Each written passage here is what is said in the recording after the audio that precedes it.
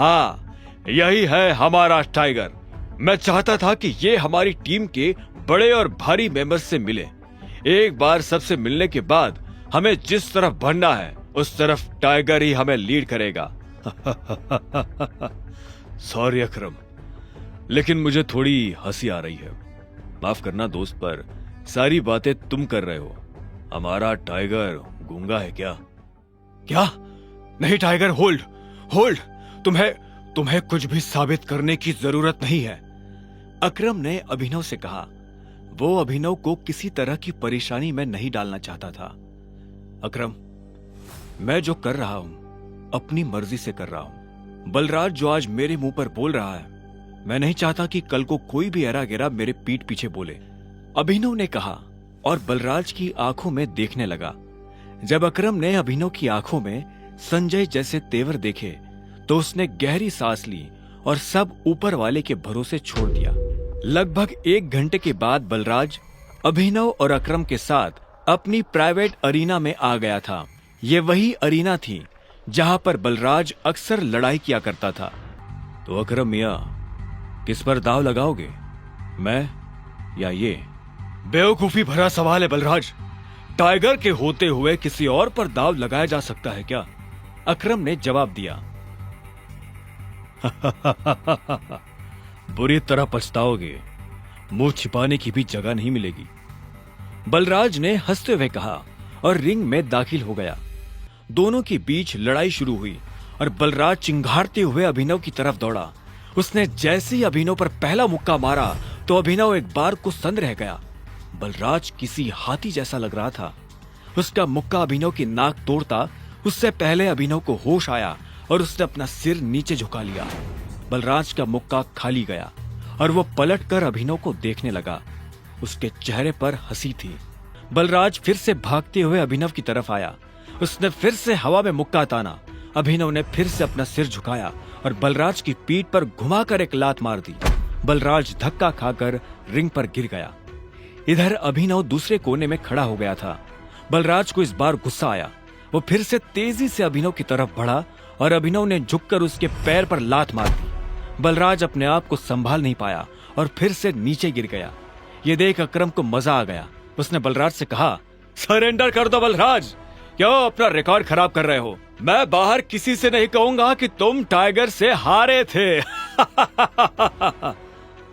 बलराज ने गुस्से में फर्श पर अपना हाथ मारा और झटके से खड़ा हो गया। इसके बाद उसने एक के बाद एक अभिनव पर मुक्के बरसाना शुरू कर दिए।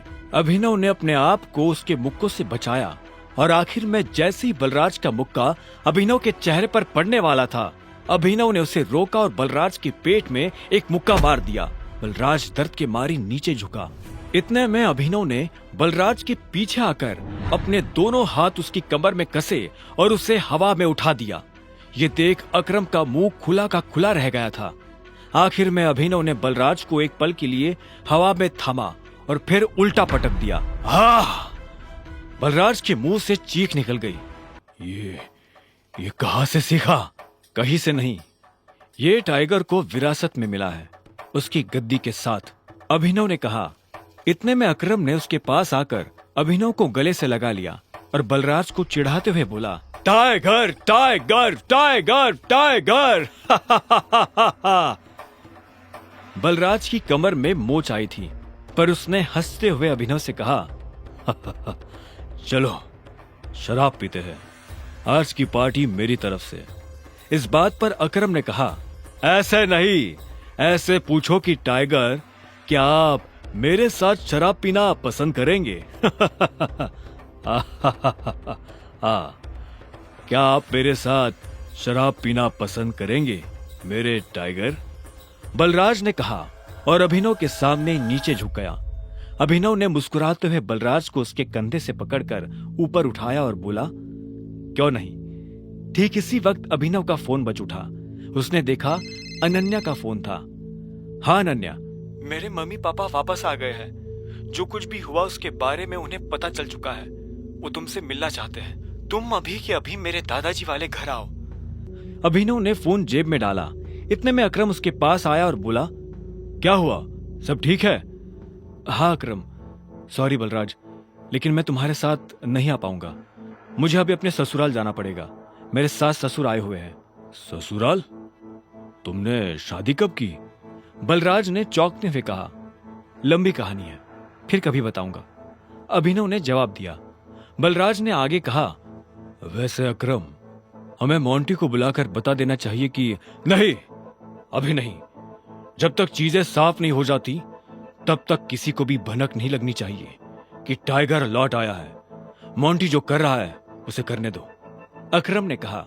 इतने में अभिनव ने कहा, चलो मैं निकलता हूं। अकरम, तुम्हें याद है ना, मुझे कल से एक नई नौकरी। हाँ, तुम कल ऑफिस आ जाओ, मैं अपने सेक्रेटरी को बोल दूंगा, तुम्हारा काम हो जाएगा। ये सुन अभिनव ने अकरम और बलराज से हाथ मिलाया और वो बाहर आ गया। आगे की कहानी जानने के लिए देखें अगला एपिसोड सिर्फ पॉकेट एफएम के यूट्यूब चैनल पर, और द रिटर्न ऑफ टाइगर के सारे एपिसोड्स को सुनने के लिए डिस्क्रिप्शन में दी लिंक से डाउनलोड करें पॉकेट एफएम ऐप।